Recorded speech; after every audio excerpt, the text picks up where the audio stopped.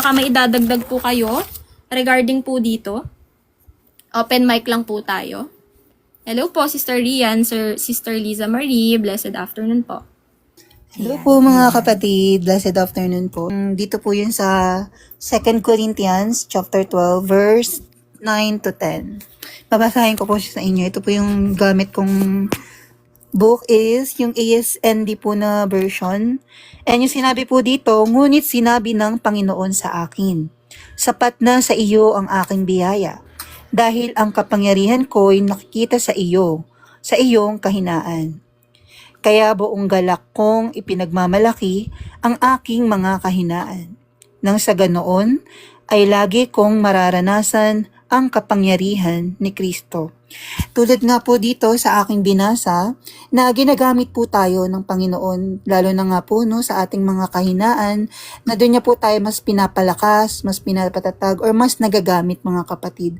Katulad na lamang rin po sa akin, na aking ibabahagi sa inyo ngayon, na akin pong naging experience on my past, na ako po ay isang part ng LGBT group, which is community. Yun nga po, I define myself as a gay person, but in the grace of God and the mercy of God, He changed me a lot.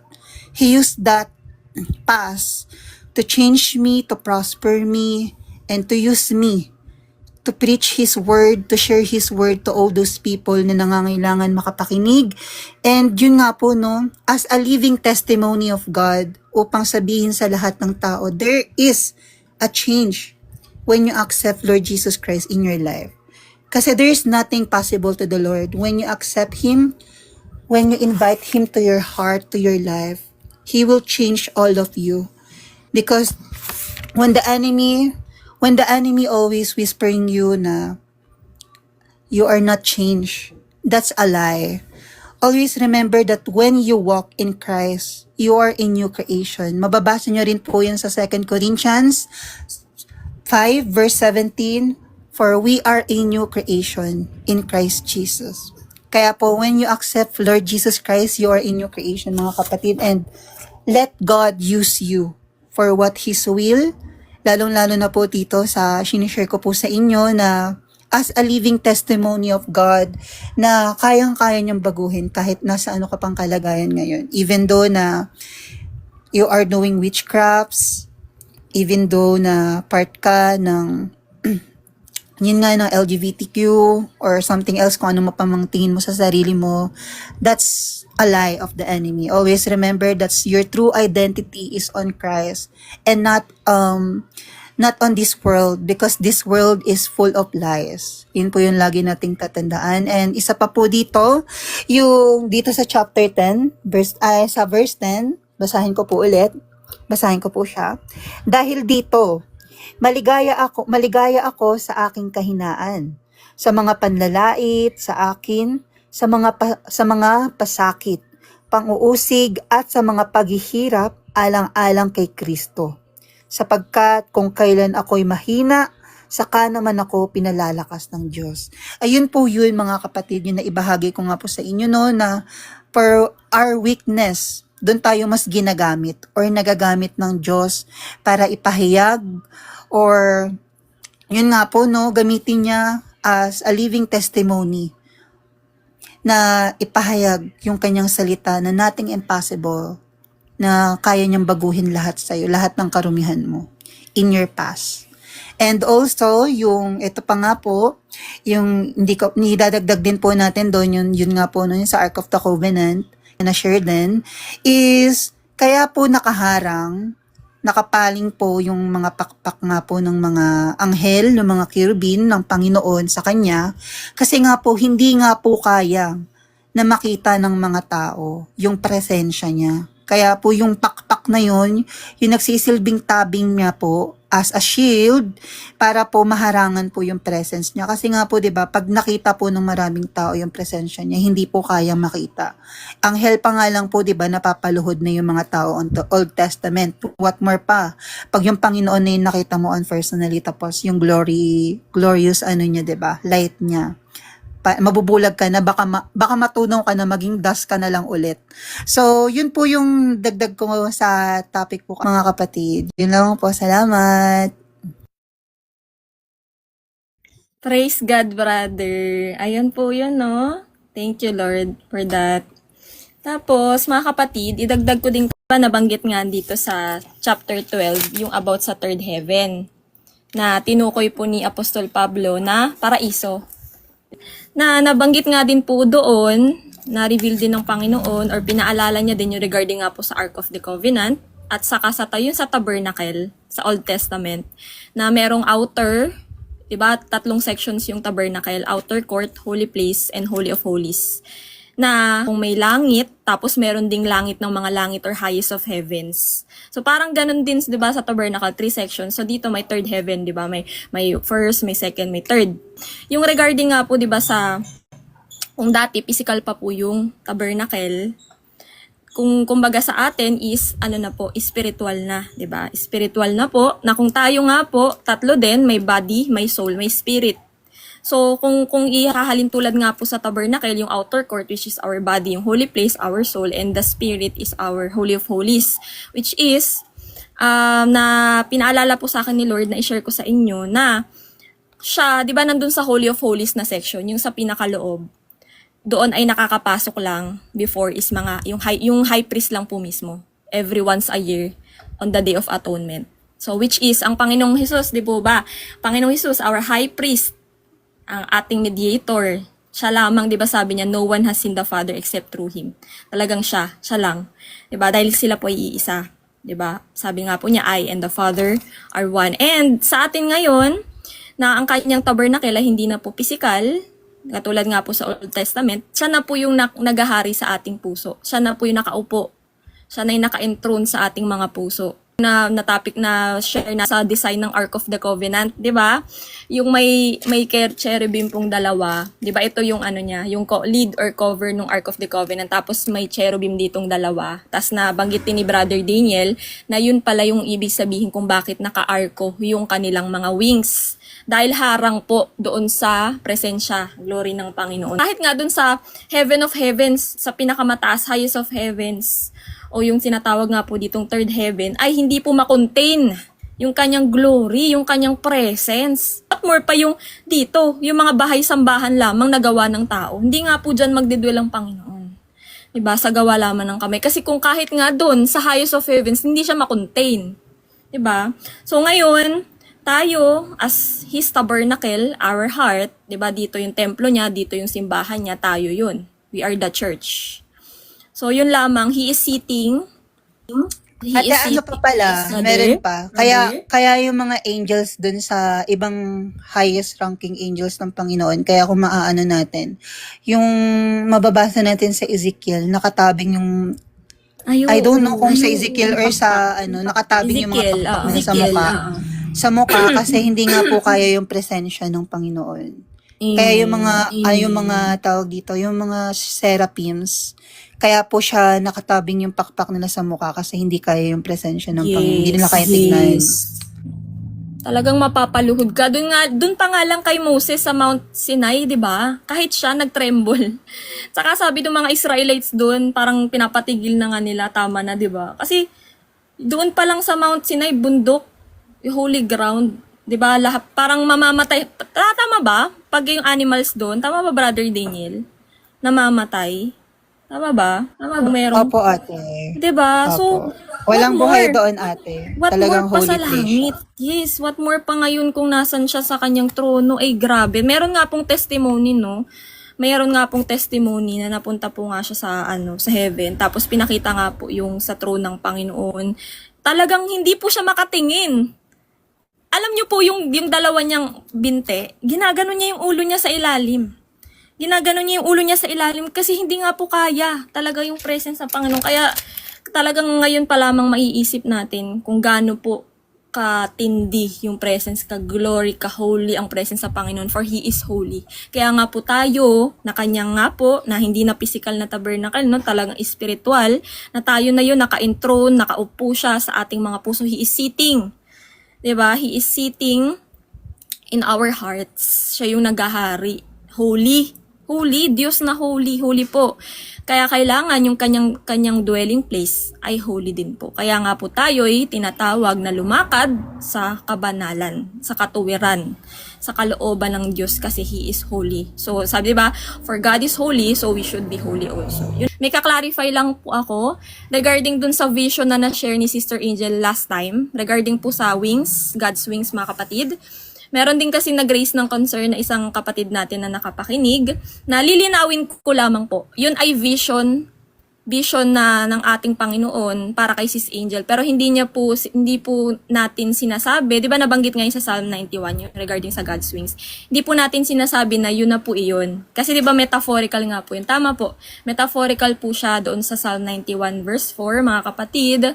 Pero binanggit lamang po ng ating kapatid yung vision sa kanya. Hindi po natin tinutukoy yung doon sa scripture, mga kapatid. So, yun lamang po. Yun lamang po i-clarify natin. Sister Angel, comment mo lang kung meron pang i-clarify. Kailangan i-clarify para madagdag natin. Amen. Ayan. So, yun lang mga kapatid, no? Kasi pag may ganyan mga vision, hindi naman po natin sinasabi na yun na po yung paniwalaan nyo. Kumbaga, nagko-comply lang yung ating kapatid para lang ipahayag sa inyo yung pinapahatid ng Panginoon. Kasi marami naman po, sabi nga sa Acts, na may mga servants ang Panginoon, female or male, na pinur-outan niya ng spirit niya, na kung dati nga mga prophets, no? Pero ngayon, mga servants na. Kumbaga, pinapakitaan ng mga vision, kung saan pinapahayagan ng Panginoon ng mga pangitain. Yes, in the last days po. Ayan po yun, no? So, talagang nagpo-pour out siya ng mga dreams, ng mga visions sa mga servants niya ngayon. 'Di ba? Kung dati nga po prophets, ngayon po mga servants. So, yun po mga kapatid. Talagang ipag-pray natin kung ano po yung ating mga narinig. Tawag dito. Ipag-pray din po natin. Maging sa amin po, parang ano din yun. Kumbaga, naging way din sa amin yun na if ever, kapag may mga ganyan, ay i-clarify lang kung talagang siya, kung sa public, kung pwedeng i-share siya publicly or para sa amin lang, 'di ba? Or para sa iyo lang 'yun. Yung vision na iyon, yung dream na iyon. Katulad nga po kay Apostol Pablo, 'di ba sabi dito, yung pangitain niya hindi pwedeng i-share sa iba para lamang po for his eyes and ears only. Hindi niya pwedeng i-share. So, yun lamang mga kapatid, nawa po malinaw na po 'yan. Mga kapatid, ang may dadagdag ko lang po rito sa 2 Corinto 12. Mahina, nanay. 9. Yung ganito ang kanyang sagot. Ang kagandahan loob ko ay sapat na para sa inyo. Sapagkat lubusan na hayag ang aking kapangyarihan kapag ikaw ay mahina. Kaya't buong galak kong ipinagmamalaki ang aking kahinaan upang manatili sa akin ang kapangyarihan ni Kristo. Ito mga kapatid, sapat na ang biyaya ng ating Diyos para sa bawat sitwasyon sa ating buhay. Sa oras ng ating kahinaan, doon lalo't higit na darama ang kanyang kalakas. Sa halip na itago ang ating pinagdaraanan, maaari natin itong yakapin bilang pagkakataon para ipamalas ang kapangyarihan ni Kristo sa ating buhay. Diba? Bagkus na parati tayo nangihina, kapit lang tayo sa Panginoong Kristo. Dahil siya lamang ang nakapagbibigay sa atin ng kalakasan para tayo lumaban sa ating buhay. Lagi lang sa Kanya, wala tayong ibang matatakbuhan kundi siya lamang. Yun po yung naging revelation sa akin dito, lalo na kanina. Tinitignan ko ang mga tao sa airport. Napaka-busy nila, grabe ang pagka-busy. Bawat isang katabi ko, hawak talaga nila cellphone. So meron akong dapat ibibigay na flyer. Sabi ko, Lord, ituro mo po sa akin kung kanino ko dapat iabot ito para sa iyong kingdom gospel na kilala ka nila. Sobra na po ang kabisihan nila talaga.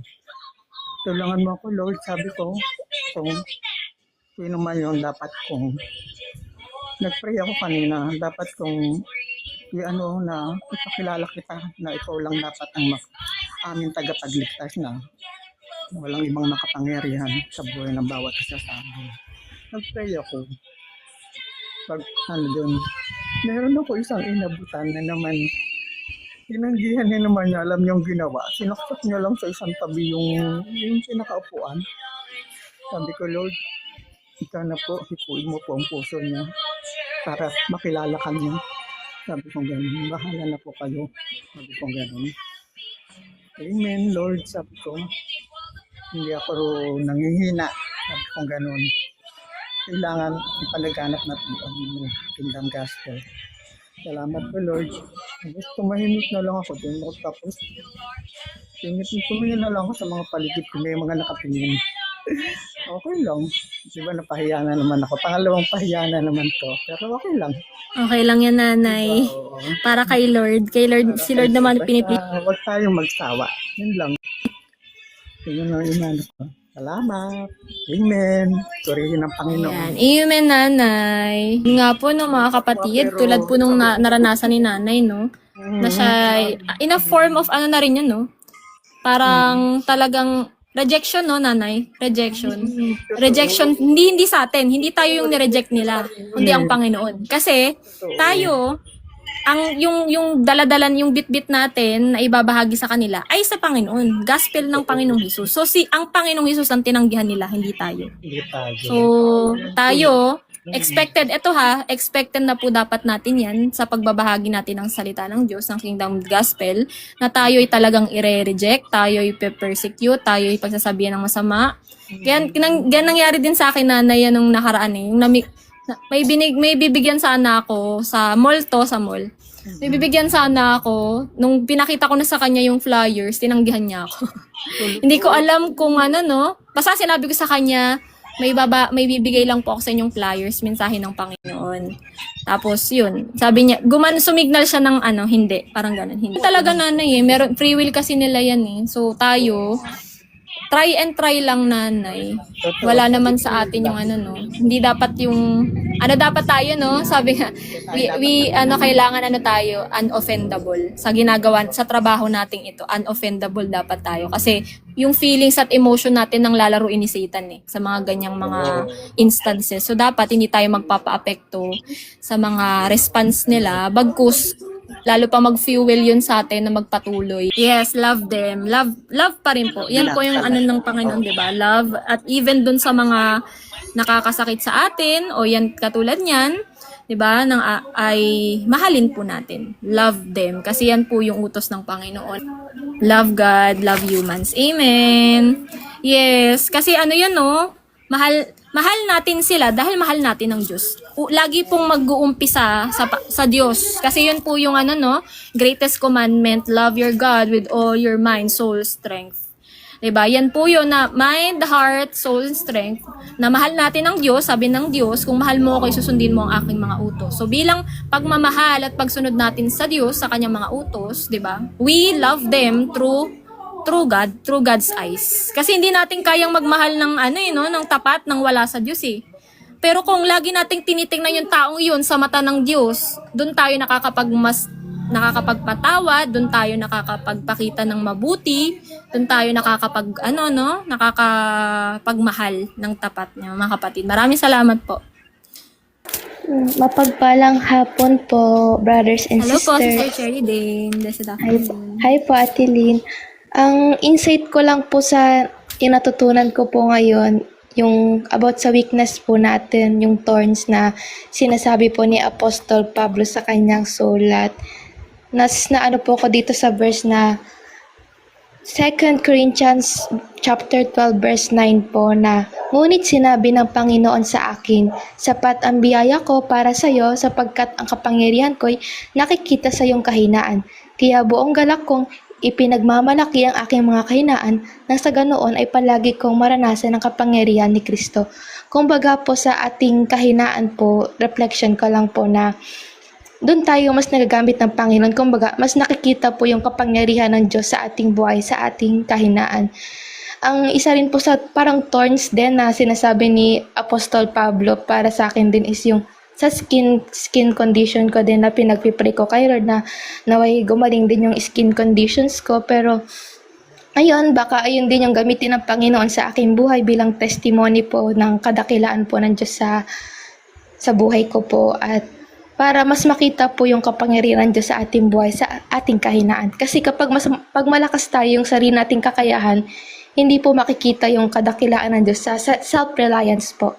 Pero kung tayo yung nakarely sa Panginoon, lagi naka-anchor rooted sa Kanyang salita, sa fellowship sa ating Panginoon, sa Kanyang banal na salita at pagkapangyarihan ng banal na Espiritu, as ang lumalabas sa ating buhay ang Panginoong Hesukristo.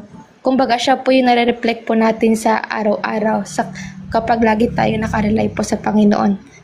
Nang tayo'y mahina po sa Kanyang grace po na pinagkaloob niya po.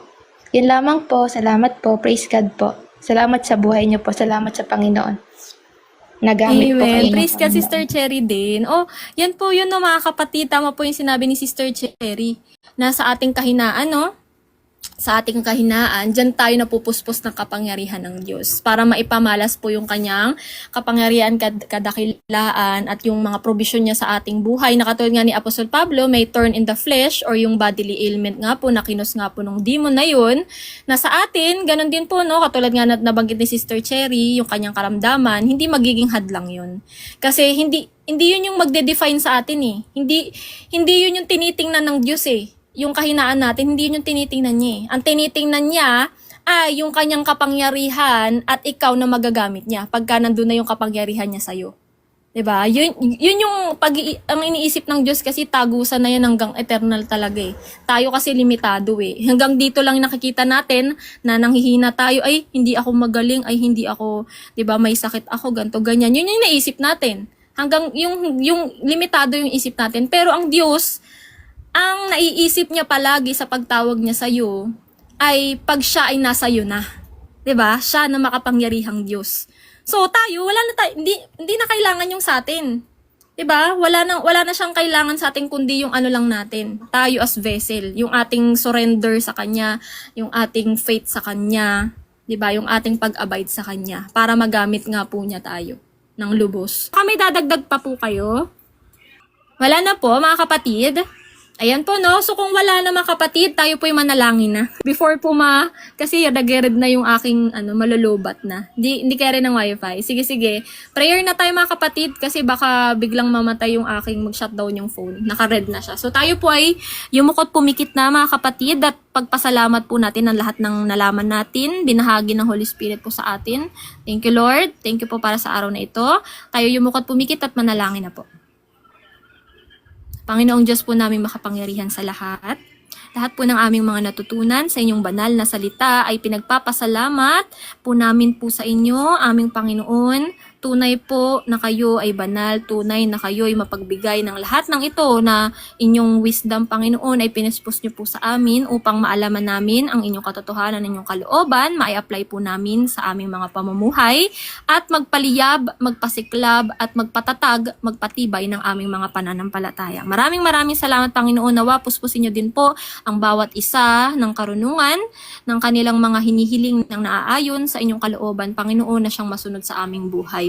Lord God, nire-receive na po namin ang lahat ng ito, mapahiling, mapawisdom, mga magbunga pa ng magbunga ang Holy Spirit po sa bawat isa sa amin, at laging maisuot ang full armor nyo, Panginoon, bilang aming sandata po, spiritual, Panginoon, sa araw-araw na spiritual battle na nangyari po sa spiritual realm. Lord, kayo na po ang bahala kaawaan, ang dapat kaawaan. If you will, Lord, hipuin ang kanilang puso patungo sa inyo. Tunay nga ng inyong salita, Panginoon, ay mananatili magpakailanman, kaya ito po ang magsisilbing liwanag dito sa kadiliman ng mundo. At magtatanggal po, mag-aalis po sa amin dito sa kasamaan ng mundong ito, patungo po dito sa inyong kaharian, Lord God. Nawa po ang mga nakapakinig ng inyong banal na salita para sa hapon na ito ay maisa isip, maisa puso, maisa buhay nila ang kanilang mga napakinggan, at nawa po mahipon nyo ang kanilang puso upang sila po ay masikna nila ang inyong kaharian na matatagpuan po dito po sa kanilang kaibuturan ng kanilang puso na kailangan po mapabanal ng inyong salita. So kailangan po ang bawat isa ay talagang nakaroot at naka-abide po sa inyong salita, dahil ang banal na salita, ang Bible, ay kayo po, aming Panginoong Hesukristo. Yun lamang, Panginoon, maraming salamat po sa lahat ng biyaya, pagpapala, paggabay para po sa aming buhay, Panginoon. Kayo na po ang bahala sa bawat isa. Itinataas ko na po sa inyo ang lahat-lahat, kapayapaan, pagmamahal, pagpupuri, kadakilaan, kapangyarihan, at kaluwalhatian naman pa sa inyo, magpasawalang hanggan. In the name of the Father, the Son, and the Holy Spirit, one God, in the mighty name of the Lord Jesus Christ, we pray. Amen. Maraming salamat po. Ayan, thank you, Lord. Shalom, Thank you, Lord. everyone. Shalom, shalom.